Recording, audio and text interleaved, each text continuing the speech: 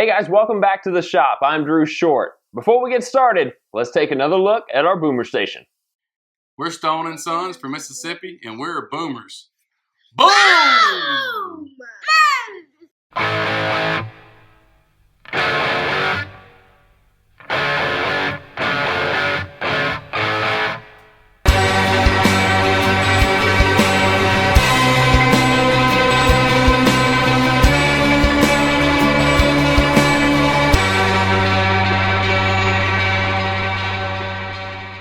Now, I've had a lot of questions as of late of how I make my drawers and how to lay them out with all the joinery included to make them fit just right between drawer slides. I haven't really gone into much detail about that. I've gone into detail about how to make the drawers with the joinery, but not necessarily how to measure for them and lay them out to where they're just right to fit in between drawer slides. So that's what I'm going to focus on this particular episode. Plus, I'm also going to finish cutting the doors and drawer fronts and getting them ready for paint. That's another thing I've had a lot of questions about is my painting process. I'll explain more about that at the end of the video. Now, to find the measurements of your drawers, you really don't need the slides whatsoever installed. However, since mine are already installed, I'm going to use them as an example to make it that much easier for you to visualize. Now, taking my tape measure from inside to inside shows that it's 10 3/4 inches. Now, if I move it to the inside of the slide, it knocks it down a complete inch, 9 3/4 inches. Now, the directions on the slides automatically tell you to accommodate 1 inch between the inside measurement of the drawer cavity to accommodate the drawer slide on either side of the drawer. So without even having the slide installed, just take the interior measurement of 10 3/4 inches and knock an inch off of it. All right, now finding out the interior dimensions for the drawer anatomy is really very simple. Now, I'm going to show you an example using 3/4 inch plywood versus the 1/2 inch that I'm going to use on my cabinet that I'm building now. But it all works the same way because the tongues we're going to make are still going to be 1/4 inch. Now, the two sides are 3/4 inch thick. Add both sides up, that's 1.5 inches. So if you take the exterior dimension and subtract 1.5 inches, that should give you the length of the front. However, you have the 1/4 inch tongue that's let into the sides. So 2/4 inches added together is 1/2. So if I'm taking 1.5 inches away, I need to add back the 1/2 inch tongues that are going to extend into them. So really, I'm only taking 1 inch away from the total exterior dimension to find the front and the back. So we've already established that these are 9 3/4 inches. Now because I'm using 1/2 inch plywood, I am taking away 1 inch, but adding 1/2. So I'm only taking away 1/2 inch from 9 3/4, which is 9 1/4.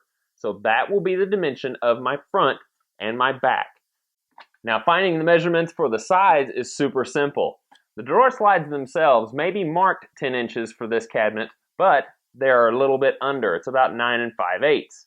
So the cavity depth that I allotted for was 10 1/4 inches. So I'm going to go ahead and make my drawers 10 inches deep. Now I'm just going to cut some 1/2 inch plywood at 3.5 inches wide because the drawer cavity is 4 inches tall. That'll give me some leeway at the bottom of the drawer so there'll be no binding as the drawer extends in and out. Now it's time to start cutting the joinery. Now, the blade that I've been using is a plywood blade which has a really high angled alternating tooth bevel. So I'm actually going to take that blade out so I can have a flat bottom cut. Now, normally I take the two outer blades of my dado stack and put those side by side and make the 1/4 inch groove cut for the bottom. However, plywood isn't necessarily 1/4 inch thick, so it tends to overcut the thickness of the plywood and the bottom tends to rattle a little bit. So I'm just taking a flat bottom beveled blade and putting that into the table saw. I'll run one pass over, then move the fence out just a little bit, and then make another pass that will make a perfect fit for that 1/4 inch bottom. All right, now it's time to cut the dados that are going to accept the offset tongue. So what I'm going to do is set the fence to the exact thickness of this 1/2 inch sheet of plywood to the outside of the blade. That way when I make my cut, the groove and the excess plywood on the fence side of the blade will be exactly the thickness of the adjacent piece. All right, now it's time to make the tongues that will go in those offset grooves, and I've stuck a chipper blade in between the two outer blades just to expand the width a little bit, because if I get my blade too close to the fence here, it's going to damage it. So having a wider blade allows me to sneak up on the measurement by using a sacrificial fence over my existing fence.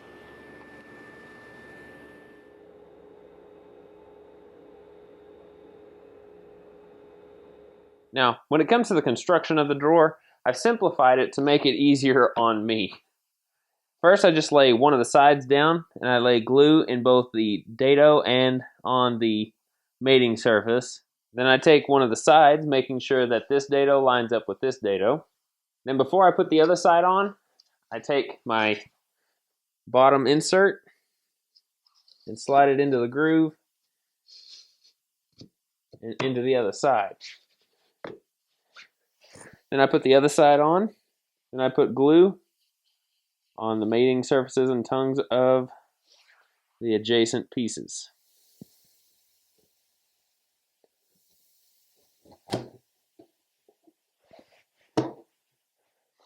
Then I just drive some pin nails in, not brads, but pins, because this is 1/2-inch plywood. Once I got the pins in, I take the rest of the drawers that I already have assembled and in clamps. Now I kind of do this in stages just so the glue doesn't have time to dry before I have a chance to clamp it.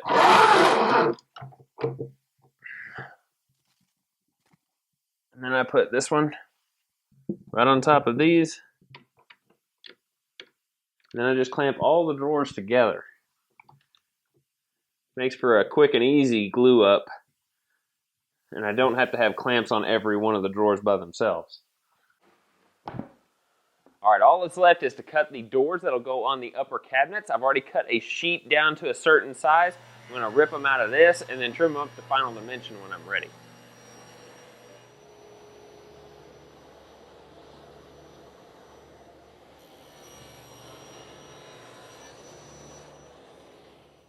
Also, while I'm at it, I'm going to cut the 1/4-inch strips out of some pine for the Rockin' H look.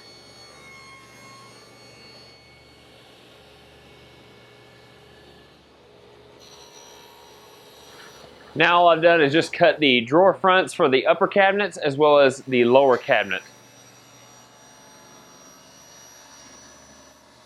So with all the drawer fronts cut now, along with the doors and the side trim, I am going to call it quits for this episode. This is the end of part 2. And because I am stopping it here is because I've had a lot of questions here recently about my painting process, how I get a smooth finish. What kind of sprayer do I use? How do I dilute my paint? Things of that nature. So I've decided to dedicate the next video on the painting process and finishing of the cabinetry. And I hope to have it all done by the end of the weekend so I can have it posted for you the next weekend while I am in Florida at the Rockler event. So guys, that pretty much wraps it up for me tonight. And I will talk to you next week with the painting process that I hope will answer a lot of questions that you might be having. Take care. Be safe in your shops. Boom!